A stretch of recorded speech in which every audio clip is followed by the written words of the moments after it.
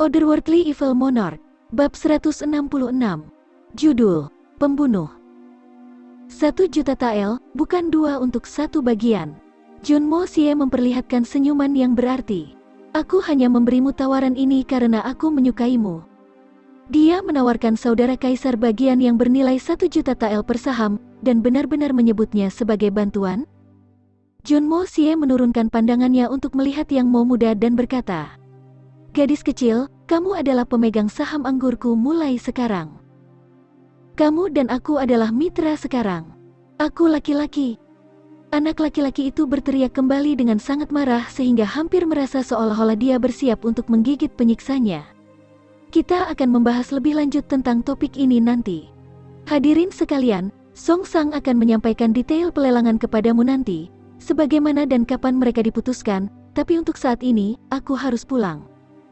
Junmo Xie dengan bijak memilih untuk segera pulang.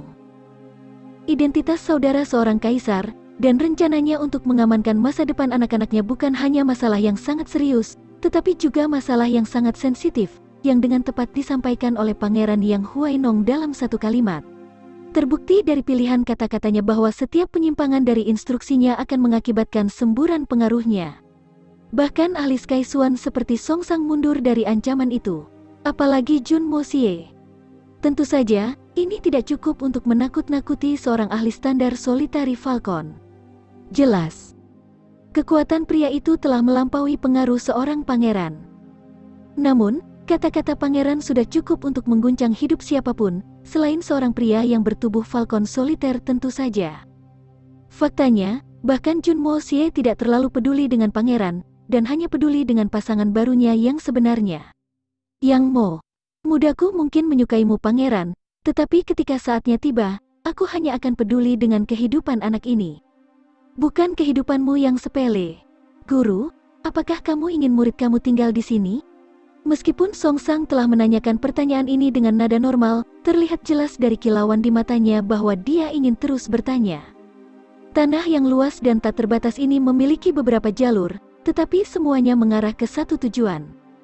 Tidak peduli jalan mana yang kamu ambil, kamu harus berjalan di jalur pembuatan anggur. Tetapi kemanapun kamu pergi, ingatlah untuk membawa 2 botol anggur ini.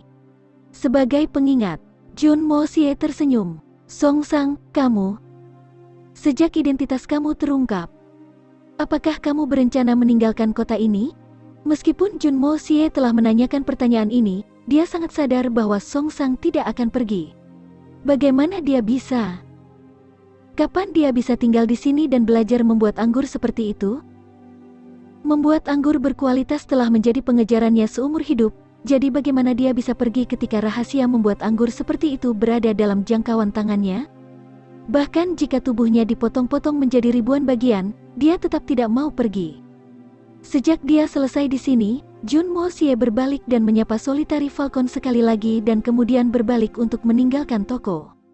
Solitary Falcon menginterupsi kepergiannya. "Nak, bagaimana kamu bisa pergi ketika kita belum selesai? Kamu masih belum melunasi akunku.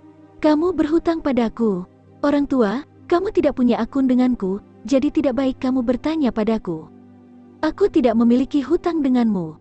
Dan kamu tidak memiliki kredit atasku." Junmo Xie tersenyum sambil menatapnya kembali. "Orang biasanya berhutang padaku, bukan sebaliknya. Jika kamu pikir aku berhutang padamu, lalu mengapa kamu tidak mencoba dan menemukanku?" Meskipun mulut Solitary Falcon terbuka untuk mengutuk, matanya masih menunjukkan sedikit senyuman. "Karena kamu mempermainkan orang tua ini. Mungkin aku akan. Kalau begitu, jika kamu dapat menemukan aku nanti, maka kita pasti akan menyelesaikan akun kita." Junmo Xie meliriknya untuk terakhir kali, dan kemudian berkata, "Jika kamu menemukanku nanti, maka aku pasti akan memberimu alasan untuk..." Haha. Anak ini sangat tenang bahkan setelah mengetahui identitas asliku. Ini adalah pertama kalinya aku melihat seseorang dengan suan ki serendah itu mempertahankan ketenangan seperti itu. Mata sang pangeran menunjukkan sedikit apresiasi saat ketiga pria itu menatap siluet sekilas Junmo Xie. Dia pasti seorang yang luar biasa. Aku setuju denganmu Pak Tua. Ini yang pertama untukku juga. Solitary Falcon setuju dengan cemas. Dia entah bagaimana berhasil mencari tahu masing-masing dari kita tetapi masih berhasil menyimpan misterinya sendiri. Solitary Falcon telah lama menyadari bahwa anak muda itu telah menemukan identitasnya juga. Kalau tidak akan ada alasan mengapa setiap kata yang keluar dari mulutnya akan menjadi sasaran dan mudah diterima. Namun, Solitary Falcon merasa agak aneh bukannya marah karena suatu alasan. Aku tahu dia menyanjungku selama ini, tapi mengapa aku masih merasa begitu baik tentang itu? Tunggu sebentar, apa yang sedang kamu lakukan? Pangeran menghentikan tindakan Songsang di tengah jalan, dan memelototinya dengan mata naga yang bernapas api. Meskipun sekarang kau adalah murid anak itu tetap tidak berarti bahwa kau bisa mengambil 2 botol anggur ini dan pergi. Ngomong-ngomong, dia bermaksud melelang mereka. Apa kau tidak mendengarnya? Jadi, berapa harganya? Jangan berpikir bahwa kamu bisa memanjat pohon yang tinggi dan mengambil 2 kendi ini untuk dirimu sendiri. Songsang sedang dalam proses diam-diam mengambil 2 botol anggur yang ditinggalkan Junmo Xie dan berniat menyelinap keluar.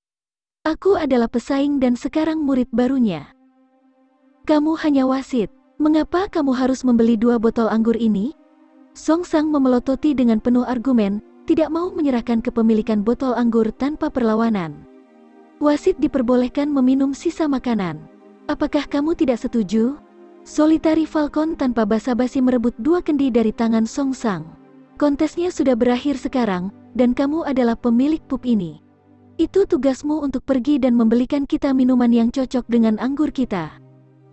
Old Song tidak memiliki keberanian untuk mengatakan apapun ketika dihadapkan dengan kekuatan dan pengaruh seorang pria seperti Solitary Falcon. Dia dengan getir berbalik dan masuk ke dalam tokonya untuk mengambil makanan ringan. Falcon Soliter dan Pangeran buru-buru mengambil gelas mereka dan menuangkan minuman untuk diri mereka sendiri. Sang pangeran tidak bisa menahan diri untuk tidak merasakan pengaruh dari kekuatan kasar dan efek berbahaya yang dapat ditanamkan dalam hati orang-orang yang lebih lemah. Di sudut jauh dari pub, seorang wanita berdiri dengan jubah hitam dengan kerudung hitam menutupi wajahnya. Saat embusan angin bertiup melewati jubahnya, itu berhasil mengangkat kerudungnya cukup untuk mengungkapkan 2 matanya yang cerah dan berkilau, yang sepertinya menyala dalam nyala api amarah. Junmo Xie, kamu menghina dan mempermalukan aku. Hari ini, kamu akan membayarnya dengan hidup kamu. Jun Zentian tidak akan dapat membantumu hari ini. Begitu juga dengan Grandmaster ke-8 yang baru saja kamu berteman. Malam ini, kamu pasti akan mati. Nona, ini akan segera hujan. Kamu harus menemukan perlindungan di bawah. Seorang pria bertopeng hitam diam-diam datang dari belakangnya dan berbisik di telinganya. Tidak. Aku ingin menyaksikan pengerasan tulang Junmo Xie menjadi abu dengan mata kepala sendiri. Hanya dengan begitu kemarahan di dalam hatiku akan benar-benar mereda. Wanita berjubah hitam itu tetap terpaku pada tempatnya saat dia menjawab dengan suara sedingin dan setajam pecahan es. Junmo Xie harus kembali ke rumahnya sebelum gelap untuk menghadiri makan malam keluarga malam ini. Kita telah berusaha keras untuk mendapatkan informasi ini. Oleh karena itu kita harus memanfaatkan kesempatan ini dengan baik. Ya Nona. Meski saat ini baru dini hari, namun lapisan tebal awan gelap sudah mulai berkumpul di langit, membuat langit terlihat jauh lebih gelap dan suram saat ini dari biasanya. Saat angin musim gugur yang melengking melolong melalui jalan-jalan di kota Tianxiang, awan terus mempersempit untayan terakhir lapisan perak di langit di atas. Jalan-jalan kota telah dikosongkan karena para pejalan kaki sudah merasakan sinyal yang tidak menyenangkan dari awan gelap dan angin yang menyedihkan. Jun Wui telah dipaksa untuk tetap duduk di kursi rodanya karena kehadiran tamunya. Mengapa rasanya ada sesuatu yang salah? Junmo Xie sedang duduk di tandu, merasa sangat tidak nyaman dalam perjalanan kembali ke kediamannya. Aku baru saja memenangkan kontes, dan aku bahkan memperoleh magang Sky Swan tingkat atas. Lalu mengapa aku tidak merasakan kegembiraan apapun? Ini adalah fenomena aneh. Ada yang salah. Kapan terakhir kali aku gelisah ini? Pasti ada yang salah. Pikiran ini membungkam pikiran Junmo Xie saat ledakan horor menguasai alam bawah sadarnya. Baik dalam kehidupan ini atau sebelumnya, Jun Mo Xie hanya merasakan sensasi ini ketika dia bersembunyi di tepi bahaya besar. Selain itu, perasaan tidak nyaman ini telah menyelamatkan hidupnya berkali-kali di masa lalu. Apakah ada bahaya yang mendekat? Apakah keberadaanku dalam ancaman langsung? Seluruh tubuh Jun Mo Xie tiba-tiba menjadi dingin saat dia tanpa sadar tenggelam ke kursinya. Swing, swing. Banyak suara menusuk terdengar di sekitar tanpa peringatan saat segudang senjata melewati jalan yang kosong dan menuju tandu. Panah busur, panah lengan, pisau lempar. Banyak senjata tersembunyi terbang di langit dalam hiruk-pikuk gila. Senjata-senjata ini menghujani tandu bahkan lebih lebat daripada hujan alami yang akan datang. Bang! Rantai terbang besar menghantam atap tandu. 8 orang yang menemani Jun Mo Xie dapat dianggap sebagai penjaga terbaik keluarga Jun, dan mampu bereaksi cukup cepat untuk menghalangi sebagian besar senjata yang mendekati tandu tuan mereka. 2 pria tertangkap basah lengah dan mengalami luka-luka, tetapi bahkan mereka berhasil membalas dengan menghentikan beberapa senjata. Lindungi tuan muda. Ke-8 orang itu segera mengepung tandu bahu-membahu begitu perintah dibunyikan. Meskipun 2 laki-laki memiliki anak panah yang menyembul dari tubuh bagian bawah mereka, mereka menempatkan diri di depan tunggangan tuan mereka tanpa membuat suara kesakitan. Gelombang serangan senjata tersembunyi yang tiba-tiba dan biasanya padat diikuti oleh keheningan mutlak. Namun angin terus menderu melalui jalan-jalan kota. Hati Jun Mo Xie tenggelam. Pembunuh. Dan mereka sangat terlatih, terorganisir.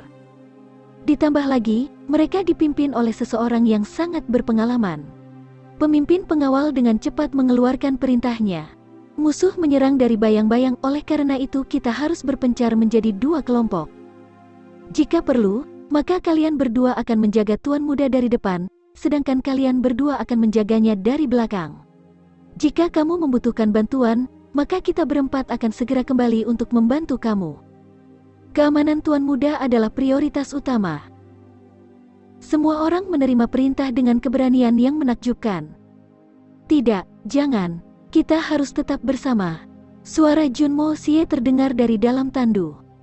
Sisi lain memiliki lebih banyak orang, dan mereka memiliki jumlah daya tembak yang jauh lebih tinggi juga. Mereka memiliki setidaknya selusin busur dan anak panah, panah berlengan, serta pisau lempar. Palu, anak panah. Mereka menyerang dari jarak jauh, tapi bahkan kemudian serangan mereka serentak. Mereka terorganisir dengan sangat baik. Tidak ada gunanya berpisah saat berhadapan dengan musuh seperti itu. Itu hanya akan mempercepat laju kekalahan kita dan memastikan kematian kita. Kita hanya memiliki satu harapan. Apakah kamu melihat sudut itu 10 kaki dari sini? Jun Mo Xie dengan cepat menganalisis situasi melalui layar tandu dan memerintahkan. Mengingat kemampuannya, membuat sudut bukanlah masalah, tapi itu adalah masalah yang sama sekali berbeda sejauh menyangkut pengawalnya.